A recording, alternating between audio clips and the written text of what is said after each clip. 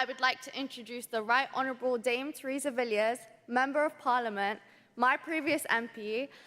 Dame Theresa Villiers has served as Minister of State for Rail and Aviation, Secretary of State for Northern Ireland and Secretary of State for Environment, Food and Rural Affairs.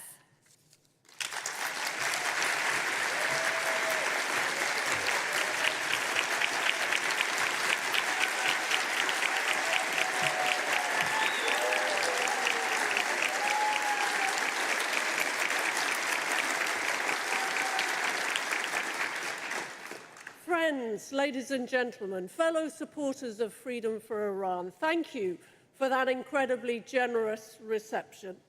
And it is an honour for me to be taking part in this important event alongside such a distinguished panel. I can't hope to match their levels of communication, oratory and rhetoric, but I will do my best on a subject which is very close to my heart.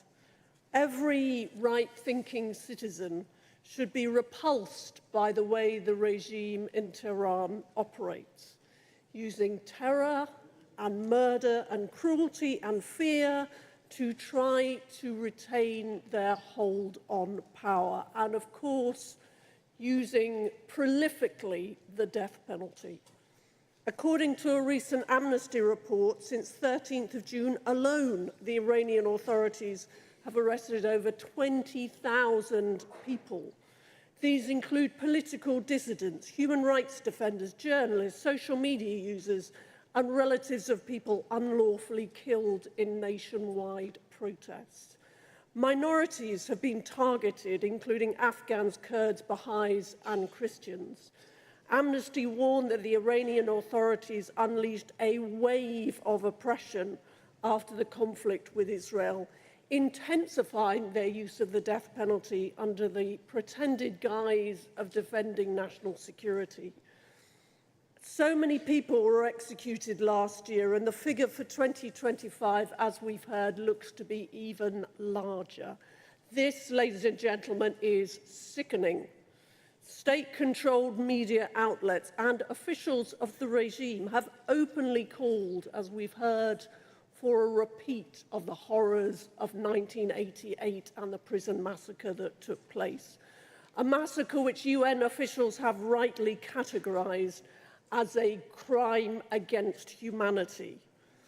But, ladies and gentlemen, the mullahs are not just a danger in Iran. The support and the weapons they've given to proxy groups around the Middle East means that they're a fundamental threat to security and stability throughout the region.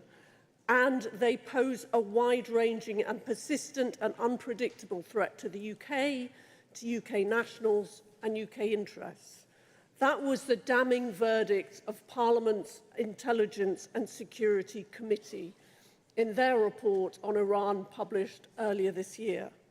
They are highly regarded and are given access to the most highly sensitive secret information. As a former member of the ISC, I know how rigorous the committee's work is. I know how important it is to treat their reports with great seriousness. The ISC reached the clear conclusion that the Iranian government uses assassination as an instrument of state policy. Tehran is even prepared to use criminal gangs to do this. Their aim is to silence people brave enough to speak out against them. The report highlights the sharp increase in the physical threat posed to dissidents and opponents of the regime who live here in the UK. The ISC notes that there have been at least 15 attempts at murder or kidnap against British nationals or UK-based individuals since just the beginning of 2022. This is appalling. For kidnap and murder to be attempted on the streets of this great country with all its traditions of the rule of law and mutual respect for all is both appalling and unacceptable. And finally, that report stresses two things. Firstly, that the paramount aim of the regime is its own survival, and secondly, that the supreme leader wields tremendous power. The ISC confirms that he is the ultimate decision maker, setting the direction of Iranian foreign and domestic policy. So we have authoritative confirmation of what we already knew, and that is where guilt and culpability lie. This is a regime with the blood of thousands on its hands, including that of Mahsa Amini and many of the brave protesters who came out to the streets to champion the cause of women, resistance, freedom. In response to the ISC, the UK government has confirmed that it considers Iran to be a security priority. They say they're prepared to hold Tehran to account. Well, the UK government must do more if they're going to achieve that. Much, much more, ladies and gentlemen. This is important not just because it's morally right to support justice and freedom around the world, including places like Iran, but because the ISE report makes clear that the Iranian regime is a threat to UK interests at home and overseas. Important actions that I would like to see taken are set out in some of this conference's resolutions today. The UK government needs to take more practical and concrete steps to end impunity. That means referring Iran's atrocious human rights record to the UN Security Council. UK ministers should be pressing for an international tribunal in which to prosecute the men responsible for these heinous crimes that so many people have spoken about this afternoon. Targeted sanctions should be imposed on the Supreme Leader and other officials responsible for crimes against humanity. All sanctions lifted as a result of the Iran deal should be reimposed and snapped back.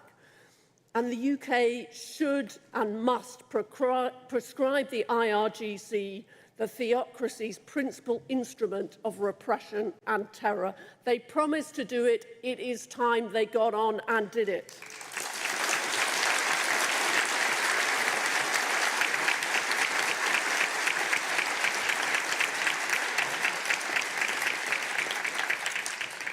Ladies and gentlemen, the mullahs are clinging to office in the face of widespread opposition from a generation of young men and women who are demanding change and reform. The NCRI 10-point plan provides a vital staging post in a long quest for a better tomorrow, a blueprint for a democratic, non-nuclear, secular republic, a polity which upholds the rule of law, respects gender equality and protects minority communities. Someday, I believe the tide will turn.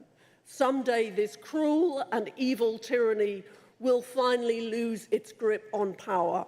Let us all hope that day comes soon, when the people of Iran achieve the freedom they have craved for so long to shape their own destiny and create a better future for everyone. Thank you.